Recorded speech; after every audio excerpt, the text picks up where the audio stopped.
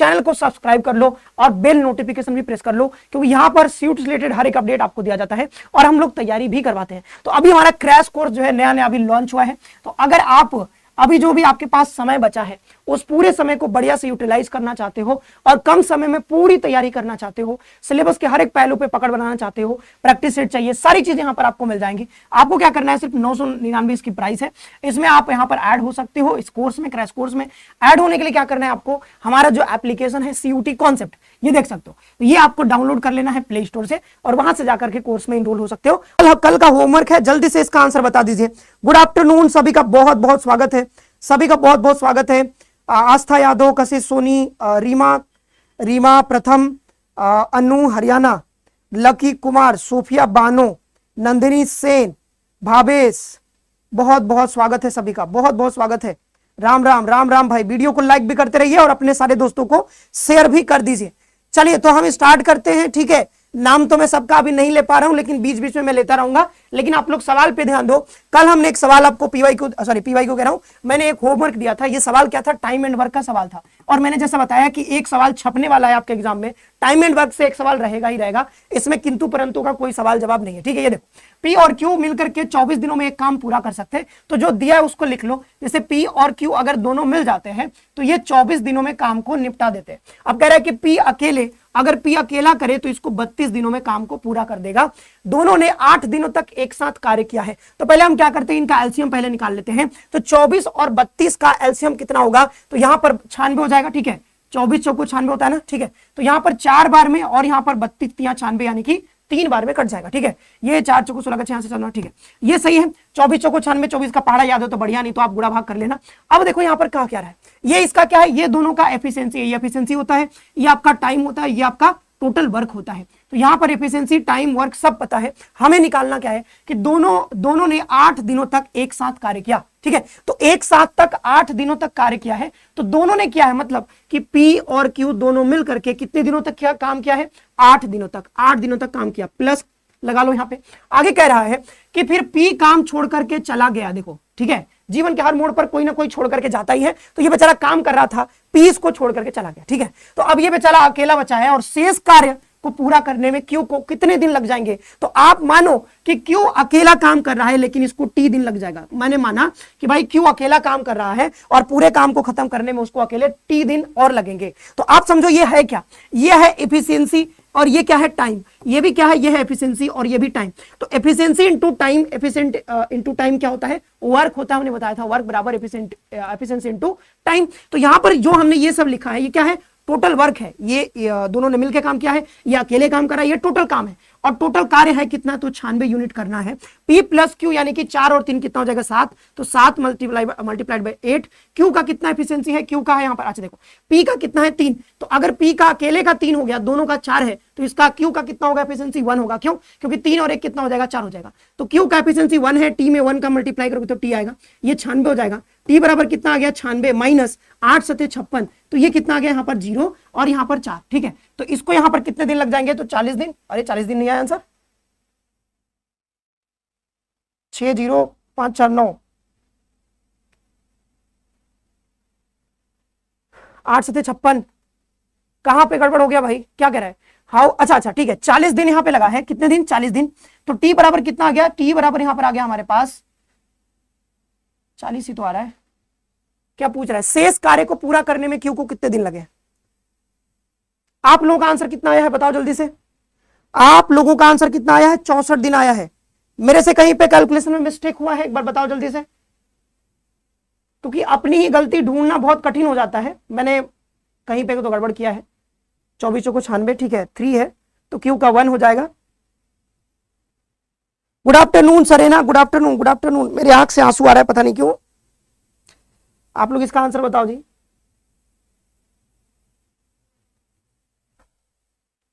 Good evening, good evening, good afternoon, good afternoon.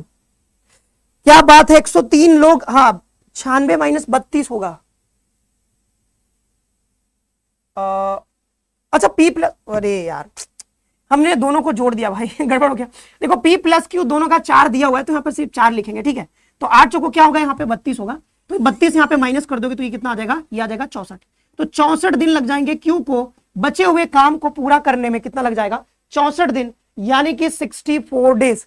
तो चलते हैं हम लोग अगले सवाल पे। तो ये कल का हमारा होमवर्क था, ये सर ये यूट्यूब चैनल, तो ये कल का होमवर्क था हमारा और इसका आंसर होगा 64। जिन बच्चों ने दिया था आंसर बहुत अच्छी बात है, जिन्होंने नहीं दिया था तो वो अब सीख गए होंगे। आगे बढ़ते हैं और आज के पहले सवाल पे, और आज का पहला सवाल भी टाइम एंड वर्क से ही है, ठीक है, क्या बात है। तो पहला सवाल भी टाइम एंड वर्क का ही है। पहला सवाल आप बता दीजिए, एक्स और वाई मिलकर एक कार्य को 15 दिनों में पूरा करते हैं, वाई अकेला उसी काम को 25 दिनों में करता है, एक्स अकेला उस कार्य को कितने दिनों में पूरा कर देगा। तो ये देख लो जल्दी से, एक्स प्लस वाई टुगेदर, दोनों मिल जाते हैं अगर, तो दोनों मिल करके देखोगे ये कितने दिनों में कर देते हैं, 15 डेज में। लेकिन आपको भी पता है कि अगर वो छोड़ के चला गया, या ठीक है जैसा भी अगर चला गया तो फिर आपको ज्यादा समय लगेगा ना काम करने में। ये देखो, तो ये 15 दिन हो जाएगा। अब दोनों मिलके 15 दिनों में कर रहे थे, लेकिन एक उसको छोड़ के चला गया, कौन, वाई अकेला उसी कार्य को 25 दिनों में कर सकता है, ठीक है। अच्छा अभी छोड़ के नहीं गया है, मतलब कह रहा है कि वाई अगर अकेला करता तो ये 25 दिनों में कर देता। अब यहां पर क्या करे कि एक्स अकेला उस कार्य को कितने दिनों में पूरा करेगा। अगर मान लो कल को वाई छोड़ के चला जाता है इसको, तो ये अकेले कितने दिनों में काम को कंप्लीट कर पाएगा, ये पूछ रहा है। तो 25 और 15 का यहां पर आपको क्या बताना है, पहले तो एलसीएम निकालना होगा। तो 25 दूना 50, 25 तिहाई 75 हो जाएगा। तो यहां पर देखोगे 15 पचे 75 और 25 तिहाई 75। तो आप देखो ये वाई का एफिशिएंसी कितना है, 3 है, तो इसका 3 हो गया, तो इसका कितना हो जाएगा 2, क्योंकि 2 और 3 कितना हो जाएगा 5। अब ये कह रहा है कि एक्स अकेला उस कार्य को कितने दिनों में पूरा करेगा, तो हमको टी एक्स निकालना है, यानी कि समय निकालना है कि एक्स को कितना समय लगेगा।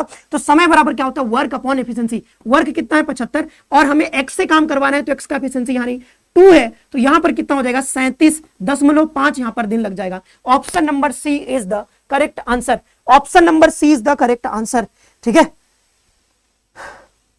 बात समझ में आ गया है। ये जो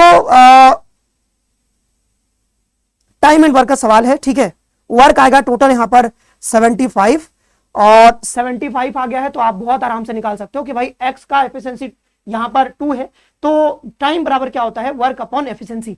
तो 75/2 करोगे कितना आएगा, 37.5। हाँ सीयूटी यूजी के लिए भी है, आप चाहे सीयूटी यूजी कर रहे हो चाहे पीजी कर रहे हो, जो भी है, अगर मैथ्स रीजनिंग पूछा जाता है तो आप ये सेशन एकदम आंख बंद करके करो, सारे क्वेश्चन इंपॉर्टेंट है। ये अगला सवाल देखो, एक दुकानदार ने एक वस्तु 800 रुपए में खरीदी और 1000 में बेच दी, ठीक है। तो 2 सवाल पहले मैथ का करेंगे, फिर रीजनिंग पे ले चलेंगे आपको। एक दुकानदार ने एक वस्तु 800 रुपए में खरीदी और 1000 रुपए में बेच दी। तो 800 रुपए में खरीदा, तो जिस भाव में, यानी जिस पैसे में आप जो है यहाँ पर जिस प्राइस पे कोई चीज खरीदते हो, वो क्या होता है, वो आपका होता है कॉस्ट प्राइस। तो आप कह सकते हो कि सर इतने में खरीदा है, इसका मतलब इसका कॉस्ट प्राइस कितना है, 800 रुपीज। कॉस्ट प्राइस का मतलब होता है क्रय मूल्य, तो 800 रुपीज इसका हो जाएगा क्रय मूल्य।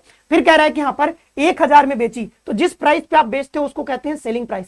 यानी इसका मतलब क्या है कि आपने 800 में खरीदा और 1000 में बेच दिया, ठीक है। तो मतलब आप समझो कि 10 रुपए में कोई चीज खरीदते हो, आप उसको 15 रुपए में बेचते हो, तो आपको कुछ ना कुछ फायदा होगा। वैसे यहां पे देखो 800 में खरीद के 1000 में बेच रहा है, तो इसको फायदा होगा। अब ये कह रहा है कि दुकानदार का लाभ 200 रुपए है, तो आप बताओ क्या इसका लाभ 200 रुपए है। तो आप कहोगे हाँ सर, 800 रुपए में खरीदा था, 1000 में बेच दिया, तो इसका लाभ कितना हुआ, प्रॉफिट बराबर कितना होता है, एसपी माइनस सीपी।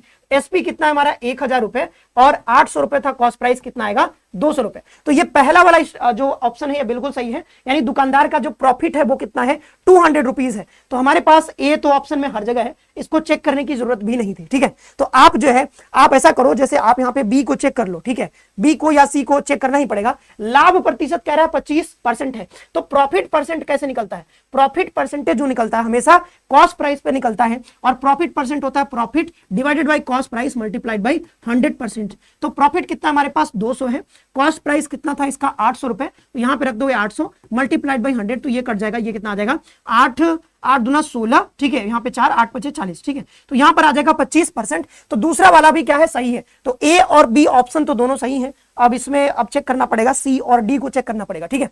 यदि वह 1200 में बेचता तो लाभ 40% होता। समझो कि ये 800 रुपए में बेचा है, अगर इसको ये 1200 में बेचता, तो 1200 में बेचता तो इसको प्रॉफिट कितना होता, आप ये बताओ, प्रॉफिट कितना होता। तो 800 में बेच करके 1200 में खरीद करके 1200 में बेचेगा, तो 8 4 12 यानी 400 का प्रॉफिट होगा। तो परसेंटेज कैसे निकलेगा, 400 यानी कि profit divided by cost price, तो 800 ही रहेगा, ठीक है, मल्टीप्लाइड बाय 100%। तो आप देखोगे ये 4 दूना 8 यानी कितना आ जाएगा 50%। तो यहाँ पे क्या लिख रहा है 40% होता है, ये गलत बात है। क्यों? क्योंकि इसको प्रॉफिट जो होगा वो 50% होगा। तो यहाँ पे ये वाला गड़बड़ हो जाएगा, यानी कि सी वाला ऑप्शन गड़बड़ है, तो ये हट गया, ये हट गया। अब हमें डी को चेक करना पड़ेगा, डी को चेक करना पड़ेगा। यदि वह 600 में बेचता तो हानि 35% होता, मतलब कि 800 में खरीद करके अगर इसको 600 में बेचेगा, तो इसको आप देखो कि 800 में खरीद के 600 में बेच रहे हो, तो 200 रुपए का आपको नुकसान हो रहा है। तो लॉस परसेंट कितना हो जाएगा, 200 डिवाइडेड बाय कॉस्ट प्राइस, तो 800 ही रहेगा, मल्टीप्लाइड बाय 100%। ये कट जाएगा, 2 चौको 8 हो जाएगा। अब देखो ये कितना हो जाएगा, 25 चौको से यानी 25%। तो ये दे रहा है 35%, ये भी गड़बड़ है,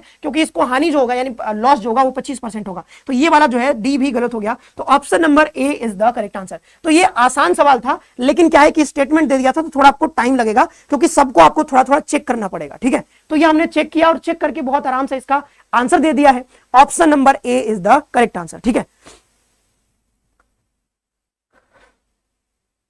बीएससी बीएड के लिए भी इंपॉर्टेंट है, क्योंकि वहां पे भी आपको जनरल टेस्ट का पेपर देना होता है। तो ये सबके लिए इंपॉर्टेंट है, बीएससी बीएड हो, बीकॉम बीएड हो, चाहे वो बीए बीएड हो। अब चलिए चलते हैं आपको रीजनिंग के सवालों पे, ठीक है। तो कुछ हमने मैथ्स का यहाँ पर सवाल शुरू में रखा था, अब हम आपको ले चलते हैं रीजनिंग के सवाल पे, ठीक है। तो ये आ गया हमारे पास रीजनिंग का सवाल, ठीक है। ये मैथ्स का भी है, बढ़िया बढ़िया सवाल रखे हैं मैथ्स के, लेकिन पहले आप रीजनिंग का एक सवाल बताओ। ऐसे सवाल आप जानते हो कि आपके एग्जाम में आते हैं। ये कहां से आया है, तो ये जो सवाल आया है ये नॉन वर्बल रीजनिंग का। तो नॉन वर्बल से भी सवाल पूछे जाते हैं, इस सवाल का जवाब आपको देना है। सवाल आपके सामने है, एक स्पैमर है यहां, कौन है भाई स्पैमर?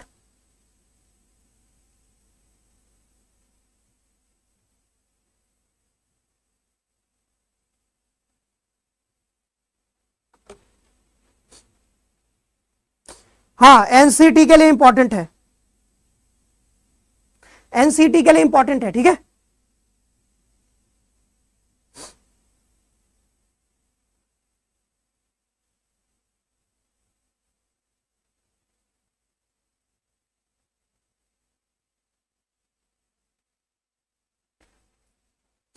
चलो, तो ये हमारा जो सवाल है ये रीजनिंग का सवाल है। मैंने आपको थोड़ा थोड़ा मैं टाइम देता रहूंगा ताकि आप इसको हल कर सको। अब अगर आप देखोगे तो यहां पे हो क्या रहा है, ये प्रश्न आकृति है, ठीक है, ऊपर जो दिया गया है, नीचे उत्तर आकृति है, आंसर फिगर है। तो ये हो क्या रहा है, आप देखो ये ना, जैसे ये अंदर है यहाँ पे ये क्रॉस, ठीक है, ऐसा बना हुआ है। इसके आगे देखोगे तो इसका रिलेशन यहाँ पे क्रॉस, मतलब जैसा था अंदर वाला। देखो इसमें कई सारे आपको ना अलग अलग ज्योमेट्रिकल शेप्स फिगर्स देखने को मिलेंगे। तो ये एक सबसे अंदर ऐसा क्रॉस बना हुआ है, यहां भी क्रॉस बना हुआ है, लेकिन क्रॉस के बाहर जो यहाँ पर एक स्क्वायर था, इस स्क्वायर को इसने हटा दिया है, और इस स्क्वायर को हटा करके इसने क्या किया है कि यहां पर बाहर में स्क्वायर बना दिया है, ठीक है। पहले देखो बाहर में कोई स्क्वायर नहीं था, लेकिन ये जो यहां पर क्रॉस के बाहर स्क्वायर था, इसको हटा करके सबसे बाहर बना दिया है, ठीक है। तो जो यहां पे था उसको उठा करके बाहर रख दिया है। तो उसी तरीके से देखो कि सबसे अंदर वाला यहां पर ये वाला है, ठीक है, ये है सबसे अंदर। इसके जो बाहर सबसे अंदर वाला जो है ये यहां पर क्रॉस था, इसके बाहर क्या था, यहां पर स्क्वायर बना हुआ था। तो इसके बाहर यहां पर क्या बना है, ट्रायंगल। तो इस ट्रायंगल को, यानी यहां से जैसे स्क्वायर को हटा करके बाहर रखना है आपको, तो इस ट्रायंगल को हटा करके सबसे बाहर रख दोगे, ठीक है। इसके बाद क्या होगा कि जैसे ये स्क्वायर को हटा करके बाहर रख दिया, और जो जैसा था वैसे रहने देना। जैसे यहां पर एक ट्रायंगल था, ट्रायंगल को वैसे ही रहने दो, और जो क्रॉस था क्रॉस को वैसे ही रहने दो। बस सबसे अंदर वाले को निकाल करके सबसे बाहर में आपको फिट कर देना है। तो वैसे ही ये जो सबसे अंदर था हमारा, सॉरी सबसे अंदर का ये बाहर वाला, मतलब ये क्रॉस के बाहर वाला जो था दूसरे नंबर पे, तो ये वाला जो है इसको सबसे बाहर कर दिया, और इसके बीच में सर्कल है, और सर्कल के बीच में प्लस है। तो ऐसा कुछ आपको, मतलब ट्रायंगल, ट्रायंगल के बाद सर्कल, फिर प्लस, आपको ऐसा दिखना चाहिए। तो कहां पे हमें दिख रहा है, देखो हर जगह आपको क्रॉस दिख रहा है, जबकि ऐसा नहीं होना चाहिए था। तो ये सब गड़बड़ हो गया। तो option number D is the correct answer. अब यहाँ पे आपको लग सकता है कि सर यहाँ पे ट्रायंगल को उल्टा कर दिया है। तो देखो ट्रायंगल को उल्टा पलटा करे, जैसा भी करे, लेकिन हमें पता है कि भाई यहाँ पर ये ऐसे तो नहीं होना चाहिए था, मतलब ये प्लस है तो प्लस ही रहेगा, क्योंकि यहाँ पे क्रॉस था, तो यहाँ पे क्रॉस ही बना है। तो इसकी मदद से हम बहुत आसानी से इसका आंसर तक पहुंच सकते हैं। Option number D is the correct answer. Next question पर आगे बढ़ते हैं। यह अगला सवाल देखो, रीजनिंग का अगला सवाल। एक पंक्ति में राघव और रमा का स्थान क्रमशः बाएं से 18वां, और 28वां है, यदि वे अपना स्थान बदल लेते हैं तो रमा का स्थान दाएं छोर से 31वां हो जाएगा। अब दाएं छोर से राघव का स्थान ज्ञात कीजिए। तो ये कहां से सवाल आया है? तो ये आया है रैंकिंग से सवाल आया है, ठीक है। पोजीशन इंटरचेंज जो होता है एक टॉपिक कि पोजीशन आप इंटरचेंज कर लेते हो। मान लो आपका ये दोस्त है, आपका ये दोस्त यहाँ पे, आप दोनों का मन नहीं लग रहा है, ठीक है, क्योंकि यहाँ पे कोई और बैठा है जो कि आपको यहाँ पे मन नहीं लग रहा है, तो आपने अपने दोस्त को बोला कि भाई वहां पे ये वाली सीट मुझे खाली कर दो, तो आप यहाँ पे चले गए और आप यहाँ पे आके बैठ गए, ठीक है। तो यहाँ पे ये क्या हो रहा है? ये आपका पोजीशन इंटरचेंज हो रहा है। तो इसी से रिलेटेड यहाँ पे एक सवाल है, in a row Raghav and Rama position are 18th and 28th from left end. अब देखो दोनों का लेफ्ट एंड से दिया है, ठीक है, मतलब एक पंक्ति में राघव और रमा का स्थान बाएं छोर से 18वां और 28वां है, तो क्रमशः दिया हुआ है, यानी राघव का पहले 18वां होगा और रमा का होगा 28वां। तो आप ऐसे कहोगे लेफ्ट कौन सा? इधर होता है लेफ्ट, तो लेफ्ट से समझो कि ये वाला पोजीशन ये किसका है? ये पहले राघव का है, तो यहां पर हमने लिख दिया राघव, ठीक है, ये राघव है। और राघव का पोजीशन क्या है? तो ये है आपका 18वां स्थान, यानी कि 18th नंबर पे है। फिर कह रहा है कि 28वां स्थान रमा का है बाएं से ही, तो बाएं से ही रमा का स्थान कौन सा हो जाएगा? 28। तो ये समझो ये कितना हो गया? 28 नंबर पे, ठीक है, 28 नंबर पे हो गया ये 28, ठीक है। ये कौन है? तो ये है रामा, ओके। अब क्या कह रहा है? अब कह रहा है कि यदि वे अपना स्थान बदल लेते हैं, तो आप समझो कि आप पहले जैसे यहां पर राघव था, तो राघव के जगह पे, मतलब पोजीशन इंटरचेंज करने का मतलब है कि यहां पे जो आदमी बैठा हुआ है, अब ये उठ करके यहां पे चला जाएगा और यहां पे जो बैठा हुआ है ये यहां पे आ जाएगा। तो मतलब क्या है कि पोजीशन तो वही रहेगा, मतलब ये 18वां ही रहेगा या 28वां ही रहेगा, बस यहां पे बैठने वाले लोग बदल जाएंगे। मतलब राघव उठ करके यहां पे चला जाएगा, तो यहां पे मैंने जैसे कलर में चेंज कर लेता हूं, ठीक है, तो राघव को उठा करके हमको वहां रख देना है। तो मान लो कि यहां पर हमने पहले तो इसका कलर चेंज करो, ठीक है। तो अब हमें क्या करना है? बस पोजीशन को यहां से बदल देना है। तो राघव को हम यहां पे बैठा देते हैं, डैश लगा देते ताकि पता चले कि भाई वो नया वाला पोजीशन है, ठीक है। तो ये हो गया हमारा, मतलब अब पोजीशन चेंज हो गया। पोजीशन इंटरचेंज करने के बाद कह रहा है कि तो रमा का स्थान दाएं छोर से 31वां हो जाएगा। मतलब कि रमा पहले यहां पे था, अब वो यहां पे आ गया है, तो इसका जो पोजीशन है, यानी कि ये वाला जो पोजीशन है जो यहां पे लाइन सामने दिखाई है, ये राइट साइड से, यानी कि राइट एंड जो भी होगा, यहां से ये कौन से नंबर पे है? तो ये 31st नंबर पे। कितना? 31st नंबर पे हो जाएगा। बस इतना ही था और कुछ है नहीं। अब पूछ रहा है कि अब दाएं छोर से राघव का स्थान ज्ञात कीजिए, कि दाएं छोर से बताइए कि राघव का स्थान क्या है, राघव का स्थान क्या है। तो क्या आप बता पाओगे? जल्दी से बताओ, क्या आप बता पाओगे कि दाएं छोर से राघव का स्थान कितना है? बताओ जल्दी से। मैं तो सीधे बता सकता हूं, यहां पर देखो, सिर्फ मुझे राघव का स्थान चाहिए कि राघव पहले देखो स्थान बदल चुका है, तो राघव का नया वाला पोजीशन पूछ रहा है कि अब दाएं छोर से, यानी कि बदलने के बाद राघव पहले यहां था, यहां जा चुका है, यानी ये वाला पोजीशन, यानी राघव जो यहां पे बैठा हुआ है, ये राइट साइड से कौन से स्थान पे है। यानी कि आपको ये बताना है कि राइट एंड जो हमारा है इधर, यहां से ये वाला पोजीशन कौन सा है, बस ये आपको बताना है। तो सिंपल सा सवाल है, ये कर सकते हो यहां पर सीधा कि आप देखो यहां से यहां तक कितना है? 31 है, ठीक है, यहां से यहां तक कितना है? 31 है। और आपको पता है कि यहां से यहां तक कितना है? 18, और यहां से यहां तक 28 है, तो 28 में से 18 घटाओगे कितना आएगा? 10 आएगा। मतलब इनके बीच का जो डिस्टेंस है वो कितना है? 10 है। इनके बीच का डिस्टेंस कितना है? 10 है।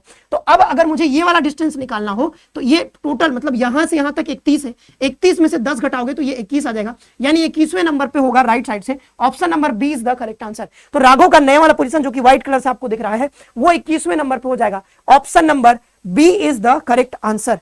Option number B is the correct answer. आप लोग बताओ, आप लोगों का आंसर क्या आ गया है? ऑप्शन नंबर बी सबका रहा है। बहुत बढ़िया, हाँ बहुत बढ़िया, बहुत बढ़िया, शानदार शानदार। वीडियो को आप लोग लाइक नहीं करते हो, बहुत कंजूस हो भाई आप लोग। आगे बढ़ा जाए तो ये 2 सवाल हमने रीजनिंग के भी आपको करवा दी है। अगला सवाल देख सकते हो। अब ये बड़ा सवाल है, ठीक है, तो इसमें थोड़ा समय लगेगा, तो हम अभी मैथ्स पे चलते हैं। बीच बीच में मैथ्स रीजनिंग करते रहेंगे ताकि थोड़ा इंटरेस्ट बना रहे। ये सवाल देखो अगला हमारा, अच्छा वही सवाल था, ये यहाँ पे इंग्लिश में लिखा हुआ था। आगे बढ़ते हैं, जो सवाल हमने करवा दिया। अब देखो ये सवाल है, ये एवरेज का सवाल है। एवरेज जो चैप्टर होता है वहां से सवाल पूछा गया है। ये कह रहा है कि 8 खिलाड़ियों का औसत कितना है? औसत स्कोर 30 है। एक और खिलाड़ी के जुड़ने से औसत स्कोर 31 हो जाता है। नए खिलाड़ी का स्कोर क्या है? तो पेड कोर्स में अगर हमारे साथ जुड़े हो तो यहाँ पर हमने आपको एक मेथड बताया था, उसको कहते हैं हम लोग डेविएशन मेथड। तो डेविएशन से कर सकते हो, लेकिन यहाँ पर हम डेविएशन नहीं सिखाने जा रहे हैं, क्योंकि डेविएशन सिखाने में ज्यादा समय लगेगा, तो उससे अच्छा है कि हम लोग बेसिक मेथड हमारा उसी से कर लेंगे।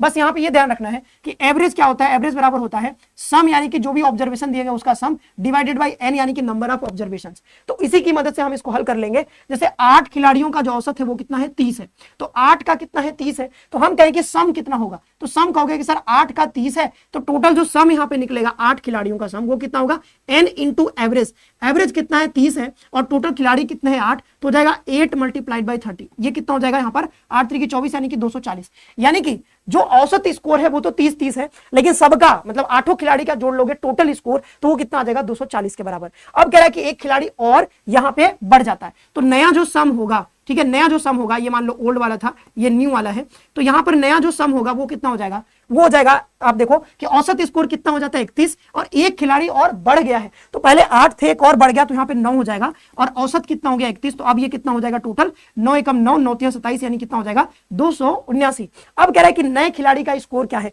तो आप खुद देखो कि यहाँ पर 240 था, यहां से ये इतना बढ़ गया है, तो ये बढ़ा जो है वो क्यों बढ़ा है, इसीलिए बढ़ा है क्योंकि एक और खिलाड़ी का स्कोर उसमें जुड़ गया है। तो अगर आप 8 खिलाड़ी और ये 9 खिलाड़ी, तो 9 खिलाड़ी के स्कोर में से 8 खिलाड़ी का स्कोर घटा दोगे तो वो 9वां खिलाड़ी जो ऐड हुआ है उसका स्कोर निकल जाएगा। तो 279 माइनस आप कर लो 240, यहाँ पे 9 और यहाँ पे 3, तो 39 स्कोर इसका होगा। Option number B is the correct answer. कितना हो जाएगा 39 यानी कि 39। ओके, आगे बढ़ा जाए, अगले सवाल पे बढ़ा जाए। ठीक है, अगले सवाल पे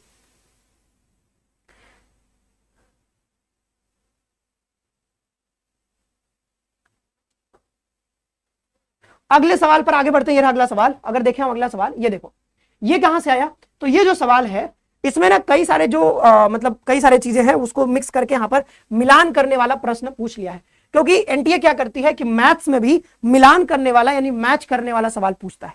तो वैसा ही सवाल यहां पर हमने रखा है। से एक वर्ग का क्षेत्रफल 64 वर्ग सेंटीमीटर है, इसका परिमाप क्या होगा। आसान सवाल है लेकिन आपको मिलान करना होगा। ठीक है, आसान सवाल है लेकिन आपको मिलान करना होगा। तो आप पहले चेक करो और बताओ कि क्या इसका आंसर होगा। जैसे कि एक वर्ग का क्षेत्रफल, आप कहोगे सर ये इंग्लिश में नहीं है क्या, इंग्लिश में आगे होगा, आप देख सकते हो। The area of a square is 64 square centimetre, what will be its perimeter. तो पेरीमीटर आपसे पूछा जा रहा है। ठीक है, तो ये आप कर सकते हो, फटाफट से करो, जल्दी से ट्राई करो। देखो इसमें अगर 2 भी आपको आ जाए, मतलब चारों ना आए कोई बात नहीं, मिलान वाले में क्या होता है कि आपको अगर 1 2 भी आ रहा है तो आप मिलान करके आंसर तक पहुंच सकते हो। ऐसा कई बार होता है, जनरली कई बार ऐसा होता है कि कोई एक भी अगर आपको पता था तो उससे आंसर निकल जाता है, लेकिन इसमें चारों पांचों पता करने की जरूरत नहीं है। अगर आपको 2 भी पता है तो आप आंसर तक पहुंच सकते हो। जैसे देखो यहाँ पर, ये मैं जैसे हिंदी में देख सकते हो, यहाँ पर एक वर्ग का क्षेत्रफल कितना है 64 वर्ग सेंटीमीटर। वर्ग आप जानते हो ऐसा कुछ दिखता है, ठीक है, और वर्ग के चारों भुजाएं क्या होती है, बराबर होती है। इसका जो क्षेत्रफल होता है वो होता है साइड का स्क्वायर, तो ये होता है 64। तो साइड कितना आ जाएगा, साइड आपका आ जाएगा 8 8 64 यानी 8 सेंटीमीटर आ जाएगा।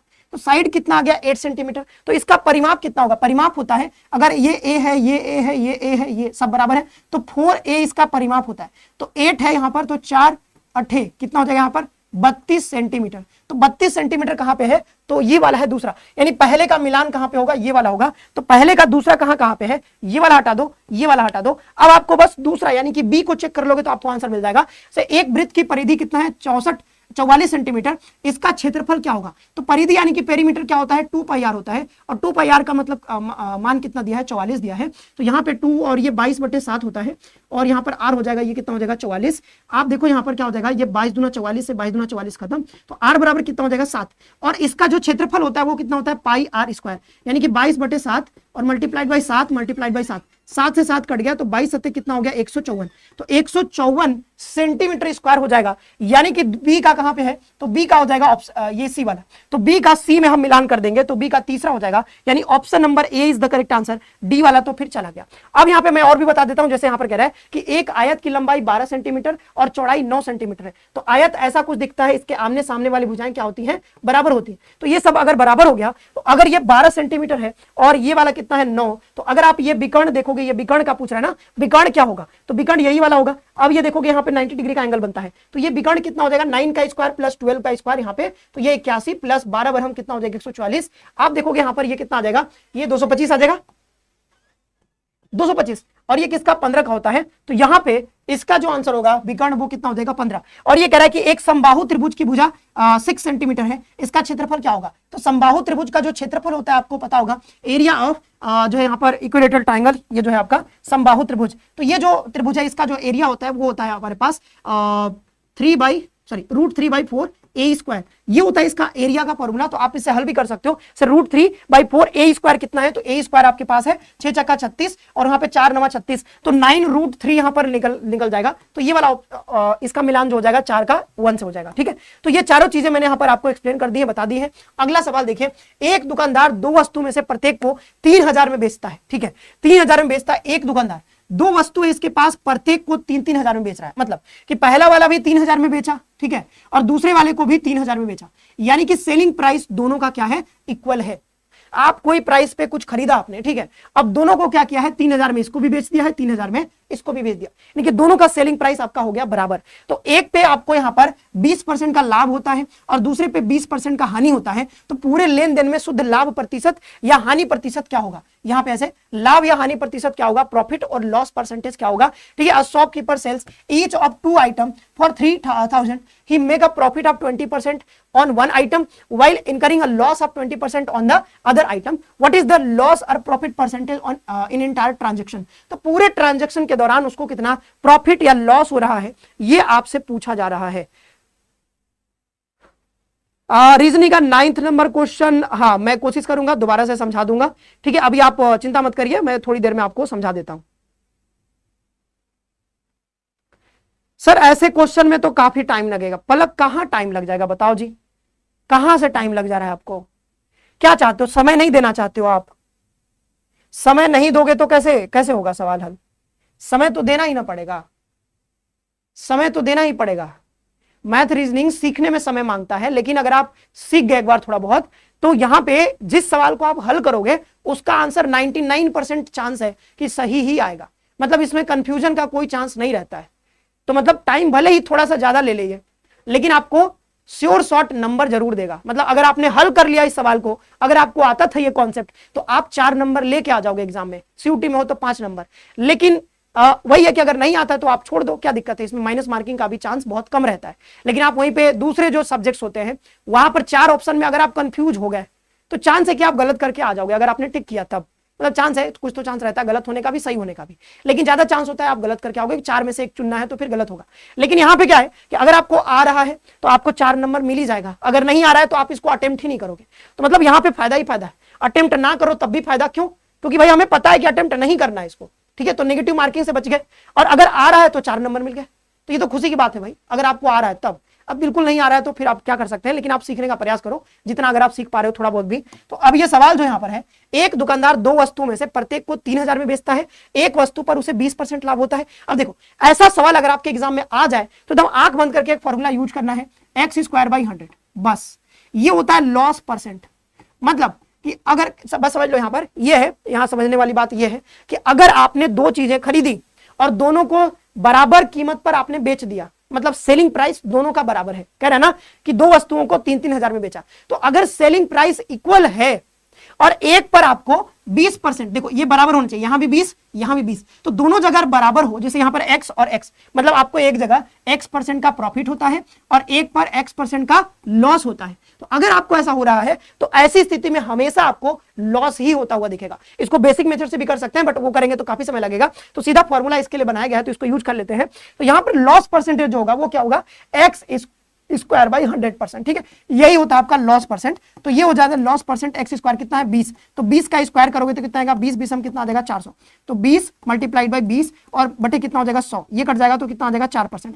तो इसको 4% का क्या होगा, लॉस होगा। ध्यान रखना ऐसे सवाल में हमेशा लॉस होता है, तो 4% का क्या हो गया, लॉस हो गया। तो option number B is the correct answer, option number B is the correct answer.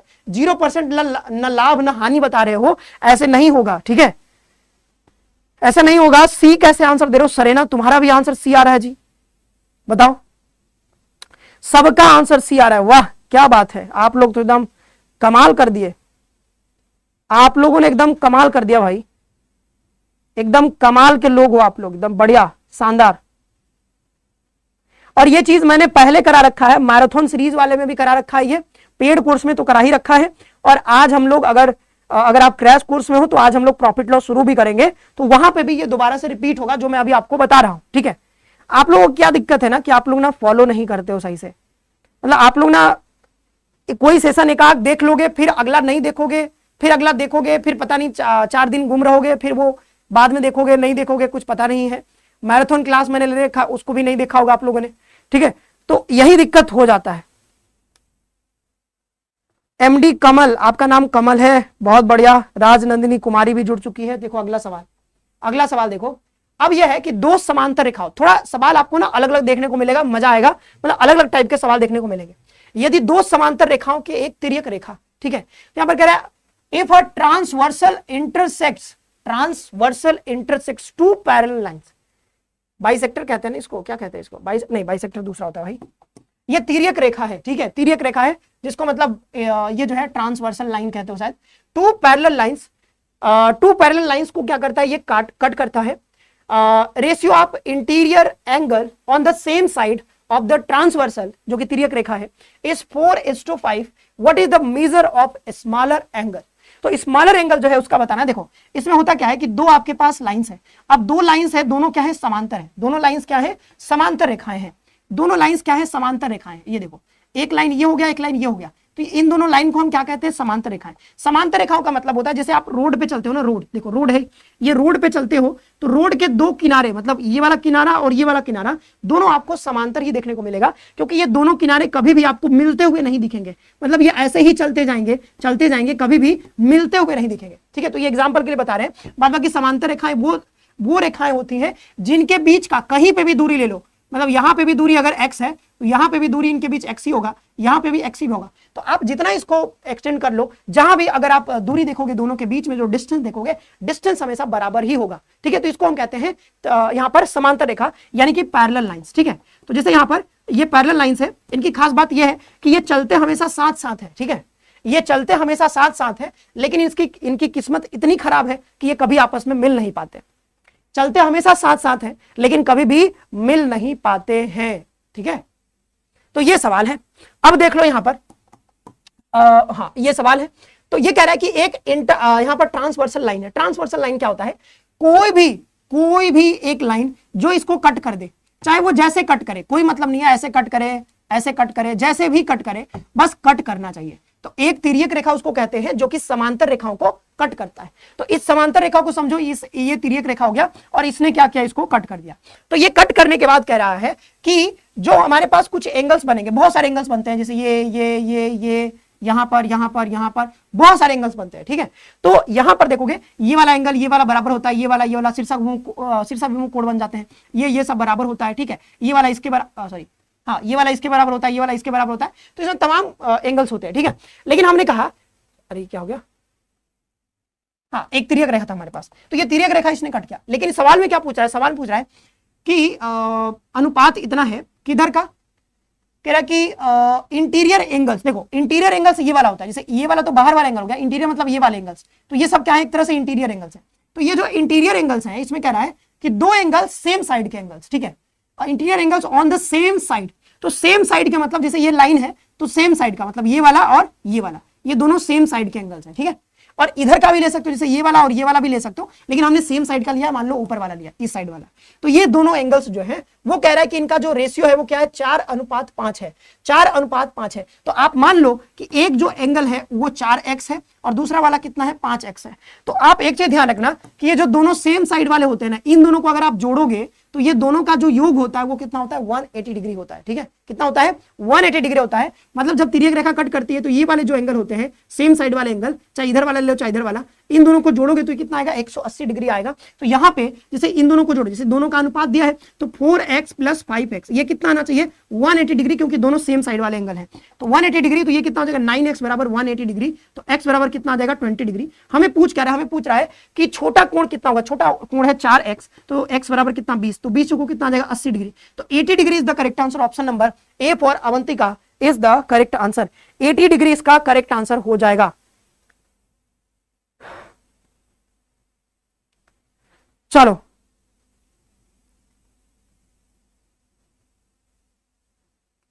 ये कौन है भाई? क्यूटियासा। आपका नाम ना क्यूटियासा नहीं, इसी के आगे एच लगा लो और फिर आगे लिख लो। अच्छा नहीं लग रहा है ये, आप जो कर रहे हो अच्छा नहीं लग रहा बिल्कुल भी। ये सवाल देखो अगला, अ कार्ड इज, आप चाहते हो कि ब्लॉक करूं, ठीक है, मजबूर करना चाहते हो। ये सवाल देखो, अ card is drawn from a deck of 52 cards, what is the probability that it is a king और अ क्वीन। ठीक है, तो या तो किंग हो या तो क्वीन हो। अ card is drawn from a deck of 52 cards. आपने कभी कार्ड खेला होगा, ठीक है, तो ताश के पत्ते अगर आप देखो तो उसमें 52 पत्तियां होती है। कितने होते हैं? 52 पत्तियां होती है। तो 52 पत्तियों में से आप कोई निकालते हो, रैंडमली आप निकालोगे, ठीक है, तो रैंडमली आप कोई चीज निकालते हो। मान लो यहां पे निकालना क्या चाह, इसमें दिया है कि आप यहां पर कोई कार्ड, यहां पर अ कार्ड, एक ही कार्ड आपको चुनना है। तो आपने एक कार्ड चुना, ठीक है, अब वो जो कार्ड होना चाहिए वो या तो किंग हो या तो क्वीन हो, ठीक है, मतलब वो बादशाह हो या रानी हो, ठीक है। तो इसकी प्रायिकता क्या होगी? प्रायिकता के सवाल भी मैंने कभी कभी आपको कराया है। प्रायिकता क्या होता है? मतलब प्रायिकता यानी कि पीई, इसको कहते हैं प्रायिकता, मतलब पॉसिबल जो है आपके पास जो प्रायिकता है, मतलब प्रोबेबिलिटी है, प्रोबेबिलिटी ऑफ एन इवेंट। तो प्रोबेबिलिटी ऑफ एन इवेंट क्या होता है? ये होता है हमारा टोटल, मतलब हम कहते हैं पॉसिबल आउटकम या फिर फेवरेबल आउटकम, ठीक है। तो हमारे पास जो फेवरेबल आउटकम है, फेवरेबल आउटकम बटे टोटल आउटकम, ठीक है, टोटल आउटकम। तो ये होता है प्रायिकता का फॉर्मूला, कह सकते हो इसको, ठीक है। तो अब यहां पर हो क्या रहा है कि 52 पत्ते हैं, तो आपके पास टोटल जो बन सकते हैं, टोटल संभावनाएं बन सकती है। टोटल कितने हैं? तो टोटल 52 है, तो 52 में से कोई भी आ सकता है। से आप एक खींचोगे तो 52 में से कोई भी निकल सकता है। लेकिन हमारे फेवर में कितने हैं? तो फेवर में आप देखोगे कि हमें बादशाह चाहिए या रानी चाहिए, तो बादशाह या रानी में से कोई भी मिल जाए तो वो हमारे फेवर में होगा। तो आपको पता होगा कि बादशाह जो होता है यानी किंग, 4 पत्ते होते हैं किंग के, और क्वीन के भी 4 पत्ते होते हैं, ठीक है। 4 पत्ते मतलब हिंदी में हम लोग पढ़ते हो, हिंदी में मतलब मैंने ताश के पत्ते मैंने खेले हैं, इंग्लिश में उसके नाम अलग अलग होते हैं, तो बट 4 कलर के अलग अलग। तो बादशाह जो है 4 अलग अलग कलर के, ईंट होता है, पान होता है, गुल्लू होता है, चिड़ी होता है, तो ऐसे करके बहुत सारे होते हैं। तो 4, यहाँ बहुत सारे नहीं, मतलब 4 कलर के होते हैं। तो 4 कलर के मतलब 4 बादशाह होंगे, 4 रानी होता है, 4 बेगम होता है, 4 गुल्लू होता है, ऐसे करके 4 पत्ते होते हैं सबके। तो 13 पत्ते टोटल होते हैं अलग अलग, तो 13 चौको 52 हो जाता है, ठीक है। तो यहाँ पर बादशाह और रानी दोनों 4 होंगे। तो कह रहा है कि या मतलब कि या तो ये वाला मिल जाए या ये वाला मिल जाए, दोनों में से कोई भी मिल जाए तो हमारा काम हो जाएगा, मतलब हमारे फेवर में वो होगा। तो 4 4 8 हो जाएगा टोटल। तो हमारे फेवरेबल आउटकम कितने होंगे टोटल? तो 8 हो जाएगा। तो इसको अगर आप काटोगे 2 से तो ये कितना हो जाएगा? 4 से काट लो, 4 दूना 8 और 13 चौको 52, तो 2 बटे कितना हो जाएगा? 3। तो ये हो जाएगा हमारा क्या? 2/3 यानी कि 2/13। Option number B is the correct answer. तो 7 नंबर क्वेश्चन का आंसर क्या हो जाएगा? Option number B. बहुत बढ़िया, क्या बात है, आंसर आ गया है, आंसर आ गया है, क्या बात है, शानदार शानदार आंसर आ गया है भाई, शानदार आंसर। आगे बढ़ा जाए, आगे बढ़ा जाए, क्या बात कर रहे हो आप लोग। अगला सवाल देखिए, पता नहीं कहां कहां से आ जाता है ये सवाल। देखो अगला सवाल हमारे सामने आ गया है। अब रीजनिंग का सवाल, मैथ्स का हो गया समाप्त, ठीक है। तो रीजनिंग के कुछ सवाल हैं, जल्दी जल्दी से करते हैं, ज्यादा समय हमारे पास नहीं है क्योंकि 3 बजे से विकास सर की क्लास शुरू हो जाएगी। अरे सवाल तो भी बचे हुए हैं, चलो पीछे से करते हैं, ठीक है, पीछे से करते हैं। बड़ा वाला सवाल मुझे लग रहा नहीं हो पाएगा आज, पीछे से करते हैं ताकि छोटे छोटे सवाल हो जाए, और कल जब मतलब अगले क्लास में आऊंगा तो जो होमवर्क रहेंगे उसको करवा दूंगा। ये सवाल देखो, the given sheet is folded to form a cube in the cube in the cube thus formed, which word will appear on the face opposite to the face marked E। मतलब E पर, यहां पर जो E लिखा है ना, तो E के अपोजिट कौन सा होगा? तो ये ओपन डाइस है, इसको कहते हैं हम लोग ओपन डाइस। तो ओपन डाइस का आप कॉन्सेप्ट जानते हो कि एक आपको अल्टरनेट जो आपको दिख रहा है, अल्टरनेट जो आपको फेस दिखते हैं वो एक दूसरे के अपोजिट होते हैं। तो पहले आप जैसे ये हॉरिजॉन्टल का देख लो, तो यहाँ पे देखोगे ये W है, तो W का उल्टा क्या होगा? ये वाला R हो जाएगा, ठीक है। यानी देखो जो भी अपोजिट होगा उसको टच नहीं कर सकता है, कैसे भी टच नहीं कर सकता। जैसे ये W जो है L को टच कर रहा है, तो इसका अपोजिट L नहीं हो सकता है, E को टच कर रहा है ये भी नहीं हो सकता है, Q को टच कर रहा है ये भी नहीं हो सकता है, तो फिर क्या होगा? R होगा, ठीक है। अब देखो यहाँ पर जैसे आप हॉरिजॉन्टल भी ले सकते हो, आप वर्टिकल भी ले सकते हो। तो हॉरिजॉन्टल लोगे तो यहाँ पर W का अपोजिट आर हो जाएगा। अब देखो भी, तो ये भी है, तो भी का बगल वाला तो यानी कि वो तो एडजेसेंट सरफेस है, तो वो तो अपोजिट होगा नहीं। तो अपोजिट जो होता है वो क्या होता है, एक सरफेस छोड़ करके, तो इसको छोड़ करके अगला वाला फेस देखोगे तो ई है। तो कह रहा है कि ई के विपरीत क्या होगा, तो ई के विपरीत होगा वी, यानी कि option number B for Bahubali is the correct answer. हाँ, क्वेश्चन नंबर 9 पे आ रहे हैं, 9 पे आ रहे हैं, 9 पे आ रहे हैं।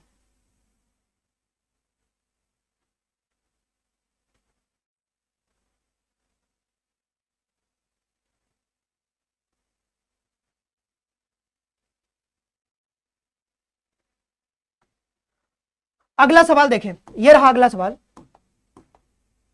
अगला सवाल, हाँ, ये जो सवाल है,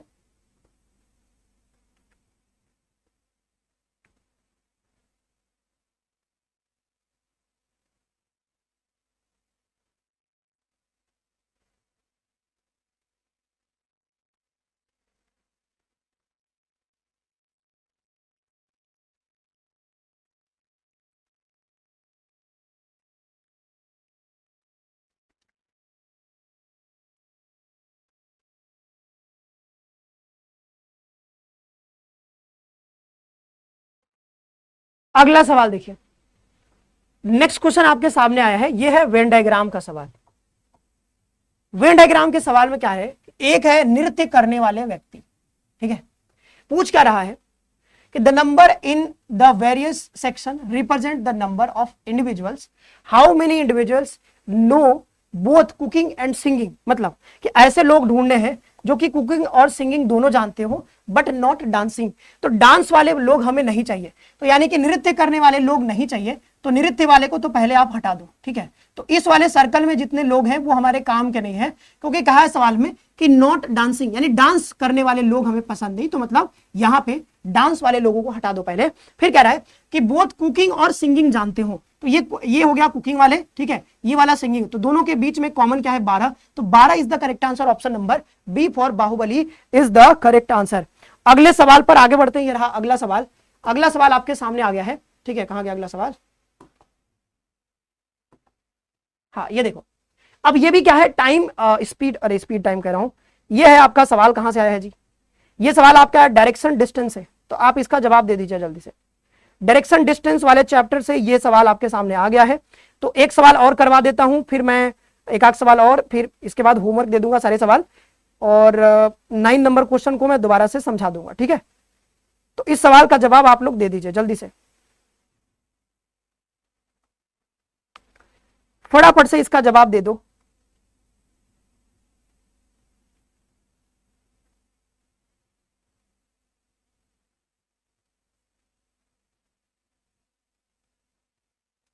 बहुत बढ़िया। इसको देखो क्या है कि इसको आपको थोड़ा सा ट्राई करना पड़ेगा, प्रयास करना पड़ेगा पहले, ठीक है, तभी हो पाएगा। पहले आपको ट्राई करना पड़ेगा, थोड़ा सा खुद से ट्राई करो।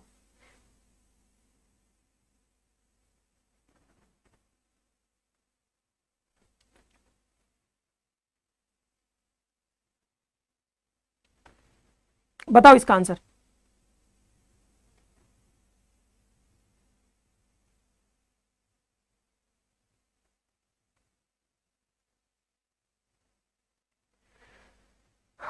पीडीएफ जो आपको मिलेगा वो हमारे एप्लीकेशन पे मिलेगा, सीयूटी कॉन्सेप्ट एप्लीकेशन का नाम है, ये आप डाउनलोड कर लो जाकर के प्ले स्टोर से, और वहां पे जाकर के आप सर्च करना। नहीं समझ में आ रहा है तो आप कॉल कर लीजिएगा 9651222407 पे, नीचे आपको नंबर दिख रहा होगा।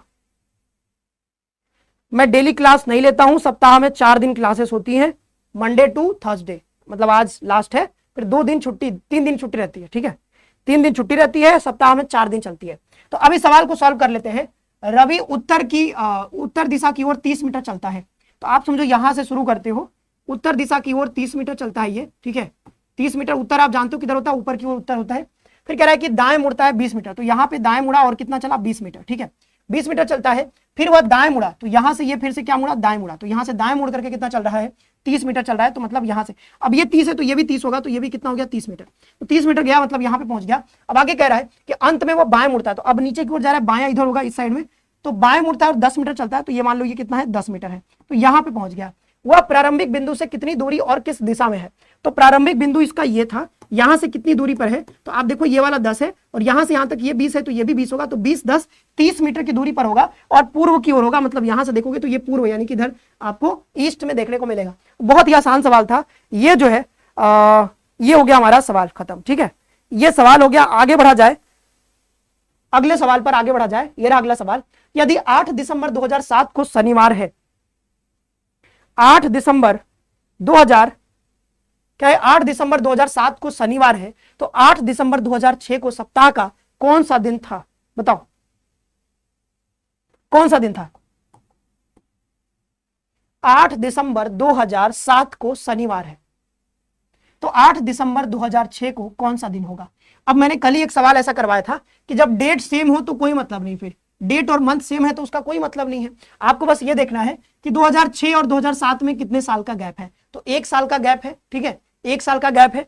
अब क्योंकि आपको 2007 से 6 पे जाना है, यानी कि आपको पीछे जाना है, 7 से 6 पे पीछे जाना है। तो जब पीछे जाना है तो आप समझो कि इन्हें डेट तो हमने हटा दिया, 7 से 6 पे जाओगे तो आपको 1 दिन घटाना पड़ेगा, क्योंकि 1 साल में एक ऑड डे होता है, मतलब 1 साल का जो अगर गैप देखोगे पूरे 1 साल का पीरियड, उसमें एक ऑड डे होता है। 365 दिन होते हैं जनरली, ठीक है, 365 को 7 से भाग दोगे तो एक ऑड डे आपके पास बचेगा, तो एक ऑड डे आएगा। तो यहां पर हम कहते हैं कि जब भी 1 साल का गैप हो तो मतलब 1 दिन का ऑड डे आएगा, तो 1 दिन आप घटा देते हो, ठीक है। तो 2007 है, 2006 है, तो 7 से 6 पे जाओगे तो 1 दिन घटा दोगे, ठीक है, तो 1 दिन घटाओगे तो यहां पर क्या था, शनिवार, शनिवार से 1 दिन पहले जाओगे तो क्या आएगा, शुक्रवार। Option number 20 the correct answer. यहीं पे ध्यान रखना कि अगर यहाँ पे 2007 2006, अगर मान लो यहाँ पर 2004 रहता और उसमें फरवरी का महीना आता तो हम 2 दिन प्लस या माइनस करते, क्योंकि 29वां दिन बढ़ जाएगा ना, जो हमारा फरवरी का महीना है 28 का होता है, लेकिन कभी कभी क्या होता है जब लीप ईयर होगा तो 1 दिन और बढ़ जाएगा, तो इसे हम यहाँ पे 1 दिन का गैप ले रहे हैं। अगर इसमें फरवरी का महीना अगर आ जाता जो कि लीप ईयर का महीना होता, 29वां दिन अगर आ जाता तो हम उसमें से 2 दिन माइनस करते, ठीक है। कभी सवाल आएगा तो वो भी हम लोग कर लेंगे, ठीक है। तो ये सवाल देख लो, इसमें तो दिख ही नहीं रहा है। ये यहाँ पे क्या है, ये 12 है, ठीक है, 12 है, 13 है, 11 है, आई होप कि आपको दिख रहा होगा। ये 14 है, ये 18 है, ये 15 है, और नीचे क्या है, क्वेश्चन मार्क है।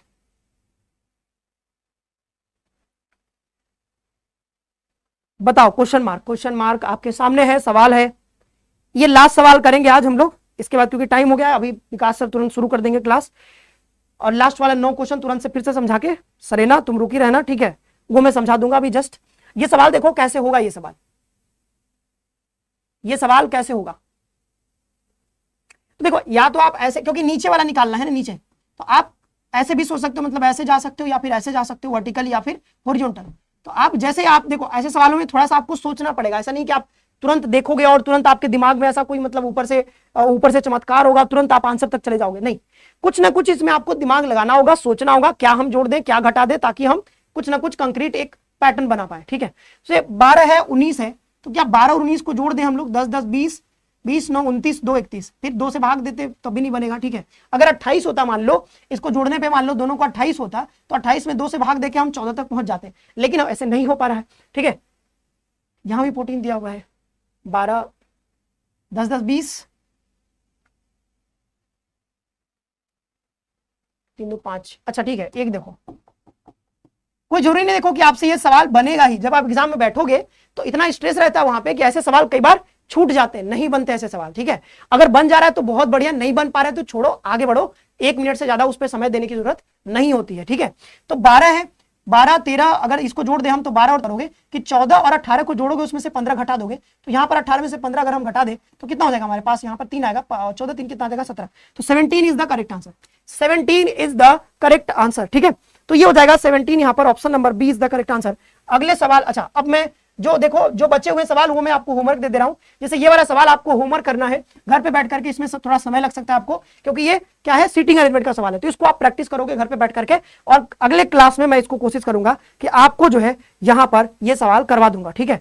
अब ये देखें हम कि हाँ ये सवाल सब हो गया था, हाँ ये सब हो गया था, हाँ तो ये सवाल मैं एक बार समझा देता हूं। जैसे सरेना को बहुत दिक्कत आ रहा है तो मैं इसमें समझा देता हूं। देखो इसमें है क्या कि पहले क्या दिया हुआ है, पहले 2 लोगों का पोजीशन दिया हुआ है, पहले 2 लोगों का पोजीशन दिया हुआ है। राम का यहाँ पर राघव का दिया हुआ था कितना, 18th नंबर पे, और राम का कितना दिया था, 28। अगर आप देखो आप इसी साइड से जा रहे हो, ये 28 नंबर पे है और इसी साइड से ये कितना है, 18 नंबर पे, तो 28 में से 18 घटाओगे तो दोनों के बीच का डिस्टेंस कितना आ जाएगा, 10 आ जाएगा। कितना आ जाएगा, 10 आ जाएगा। अब कह रहा है कि जब ये अपना स्थान चेंज कर लेते हैं, मतलब राघव यहां पे चला जाता है और राम यहां पे आ जाता है, तो दोनों का पोजीशन जैसे ही चेंज होता है, तो अब कह रहा है कि ये जो राघव है, सॉरी राम जो है, यहां पर ये राम जो है, नया पोजीशन राइट से कितना हो जाता है, 31 हो जाता है। कितना हो जाता है, 31। मतलब मुझे पता है कि यहां से यानी राइट हैंड से ये वाला पोजीशन कितना है, 31, और मुझे पता है कि यहां से यहां तक कितना है, 10। तो 31 में से 10 घटाओगे तो ये कितना आ जाएगा, 21 आ जाएगा। मतलब यहां से यहां तक की दूरी कितनी हो जाएगी, 21, क्योंकि टोटल 31 थी, उसमें से 10 गायब कर दोगे तो बचेगी कितनी, 21। यानी कि यहां से यहां तक का पोजीशन कितना होगा, 21। और पूछ रहा था कि यहां पर